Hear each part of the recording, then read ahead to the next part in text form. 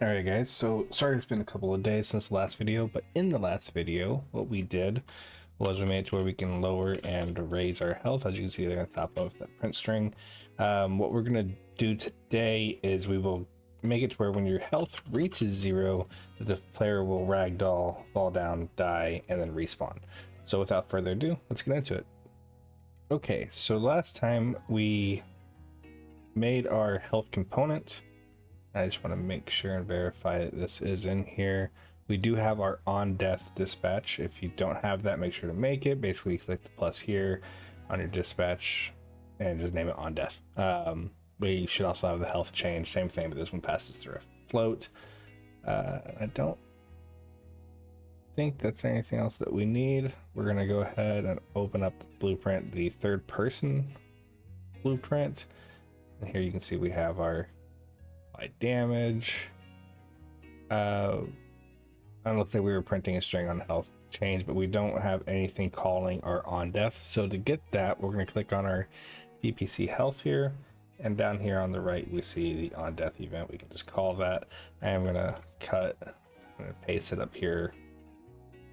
We can have it near all of our other health stuff. It's probably a good idea to keep your stuff together. You could actually make extra event graphs and have one for your health graph, one for your anything. If you guys ever want to see that, you can actually just hit the plus here, makes a new event graph, and you can just name it accordingly. I like to have everything in one graph, my personal preference, but it is there as a choice if you guys ever want to use it.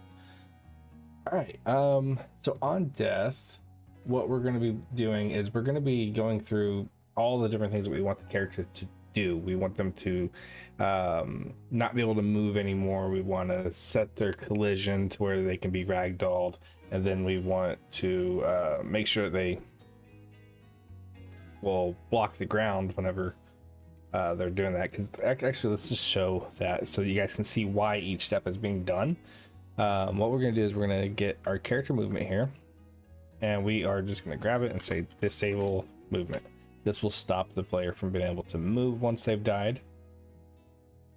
And then we're going to grab our mesh and we're going to set the collision. Where is it at? The profile name. Ooh, set collision profile name here.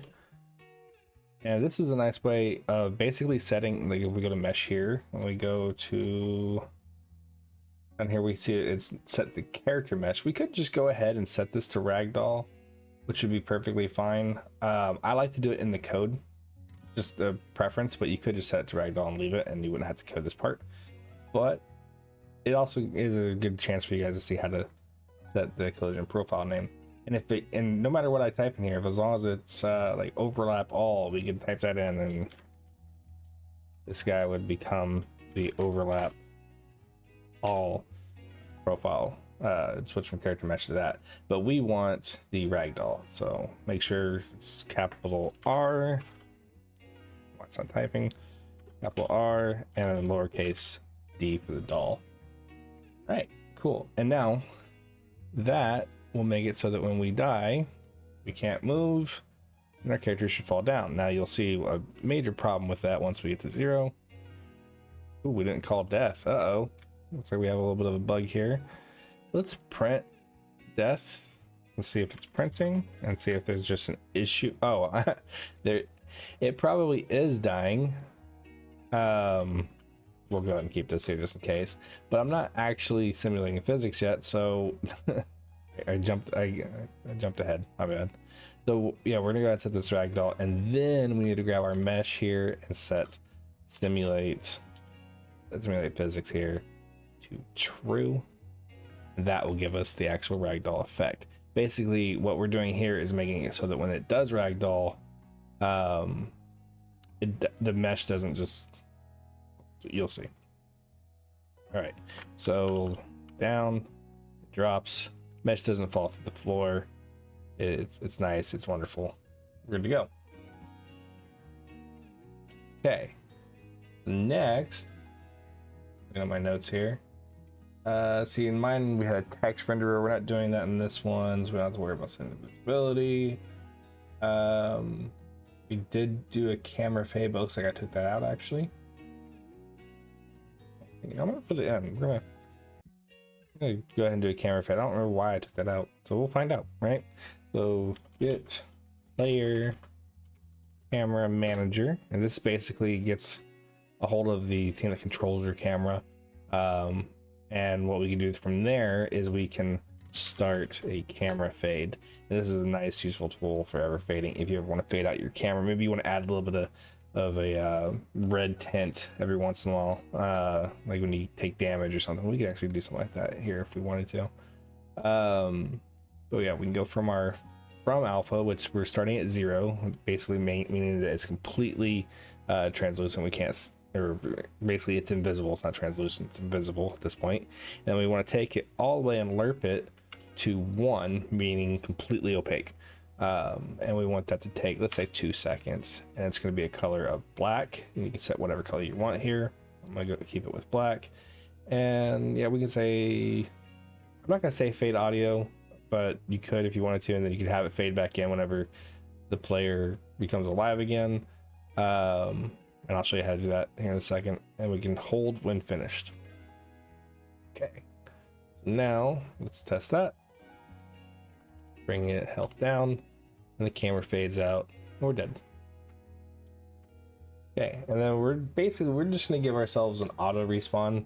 So in order to do that, we need to have something outside of the character, because the character's gone now, basically, right? We need something outside of the character to tell our controller to take possession of a new character. So what we're going to do is, in here we have our third person game mode. If you don't have a game mode, you can right click blueprint class, find, I think it's game mode base is what you're going to be wanting. So you just pick your game mode base here, and you make yourself a new game mode. Third person comes with a game mode, so I'm not going to worry about it. We can just delete this. We're gonna open this guy up. We're gonna open the full editor if you get that preview screen. And inside of here, we need to make an event that is going to be able to be called and spawn a new character, and then that character, once it's spawned, we can then tell our player controller to take possession of it. And what I mean by possess is to take control. Like, think of a demon possessing a person. I don't know. That's probably a horrible analogy. Whatever. All right, let's make a new custom event, and we'll call this on respawn. And so we need to pass through a location. I'm actually going to pass through a transform altogether. So what we're going to do is come over here, make an input of type transform, and I'm just going to call it transform, because that's simple. All right, and then we're going to spawn an actor from class, and that will be, in my case, the third person character. You'll pick whatever your character's name is. You're going to put in our spawn collision here. I'm going to have it to where it always spawns and we ignore collisions. We're not going to worry about it if they just, that's going to be something that you'll need to adjust whenever you're setting your transform, because you want your character to respawn. You don't want there to be an issue. All right, and then we're going to grab our player controller, get player controller. There it is. And good thing is, this is, since it is the base class of player controller, we don't have to cast to a specific controller. We don't have to make a controller or anything. All controllers have this capability of possessing, so we're just going to call possess. Okay. We got our end pawn here, and we're gonna hit. Oh, we need to go back over here to right after our fade, and we can say we can have like maybe a 3-second delay. The way I did that is I held D on left click. I gave the delay, and I'm gonna set this to 3 seconds. And then what we're gonna do is we're gonna get our game mode. Okay.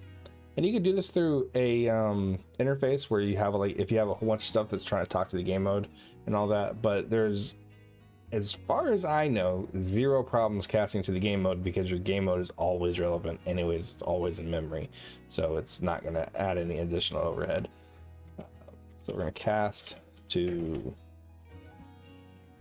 game mode, grab that guy up, Wait, no, I don't want to cast that game. I want to cast the third person game mode. My bad. Cast to third person game mode. And if you're wondering why do you have to cast in these situations? Well, the big reason here is we're getting a base class of game mode, right? And then we're like, hey, I want this specific one. We want to make sure that the game mode we are using is this specific one. And then if it is, it'll come out this execution pin here. And then we're able to access its functions, its information, if it has any different variables. That's basically what we're doing. We're taking a base class, we're making sure that's the correct class, we're accessing all of its knowledge, all of its logic, and then able to use it and manipulate it. So what I'm going to do here is I'm going to call on respawn, and that's going to give us our event that we just made.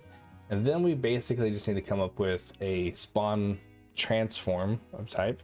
And what you can do is either A, we can search for a spawn point, or B, we're going to do what we're going to do here and make it very simple. We're just going to come back over to our begin play. If you can't find it, just type in event begin play and it'll pull you straight to it.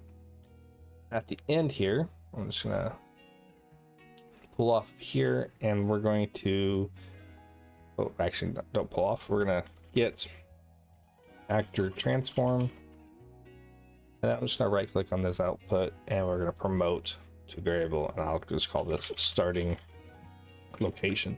And the idea behind this is we are getting this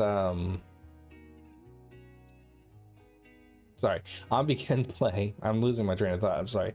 On begin play, we are finding out where the player is exactly in the world, what their rotation is, what their scale is, what their location, all that good stuff. And we're going to save that information. So basically, wherever we started from at that time, we're going to use that as our transform to respawn at. If you have a different situation, different system that you're wanting to use, this is where you would input that transform from that system here. Okay, and so now when we die, hit play, we're going to go all the way down. We died, and uh-oh, it's still black. Well, that's because the camera manager exists outside of the character. So what we're going to have to do is basically in the third person character here, we're going to have to make another event call, or not make, but call an event called on possess. Oh wait, is that only in the player control? I bet it is. I bet I'm being dumb. Let me check something really quick.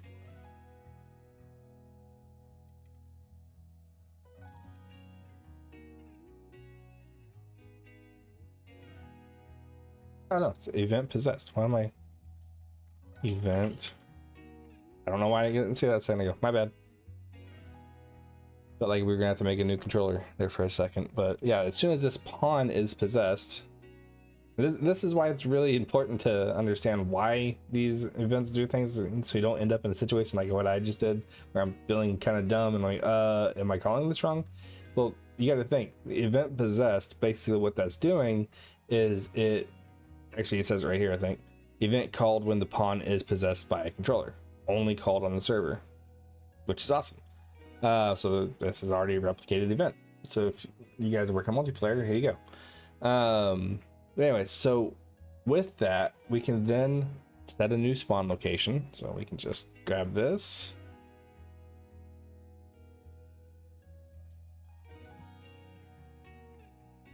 Plug it in, and then we can get our player, or get our camera manager,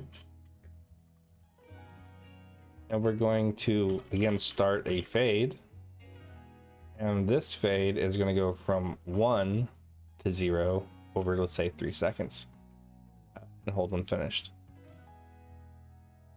Basically, we're going from completely opaque to completely invisible. Okay. And so you notice, you'll see that right off the bat now, as soon as I come in, we're fading in anyways, right? We can make that a little bit more apparent by It's changing the color. Let's go from red. So you see that nice fade in. I'm gonna go back to black because I like that better. So now we already have that and we're setting our location. So actually, technically on begin play, we don't have to do this here. We can just get rid of this because we're already calling it here. So sorry about that. All right. So now we've got our location, and then our player's health drops, it falls down, we fade out, and I am an idiot. We want to get the actor transform here because we don't want to set our starting location off of our starting location because starting location was nothing. So we're going to set off of our actor's transform. All right, try again. Ooh. There we go. Try again. Bring that all the way down. Death. We die. We respawn. And there's the body. So what we need to do is on death, after we've called this, we are going to destroy the actor, and the actor would be ourself. One more time. We die. And we're back. And we die. And we're back. There you go. That is a quick and easy, I don't know how quick, I can't see my recording, but that was a quick and easy little health damage taking and respawn system. In the next video, we'll probably go over different ways of applying that damage other than just pressing a button to kill the player or to heal the player. But yeah, that's it. If you guys haven't already, please consider like, commenting, and subscribing. It really helps out the channel to help it grow. We're almost at 1,000. That means I can actually almost start making money at this. That'd be kind of cool. All right, I'll see you guys next time. Bye.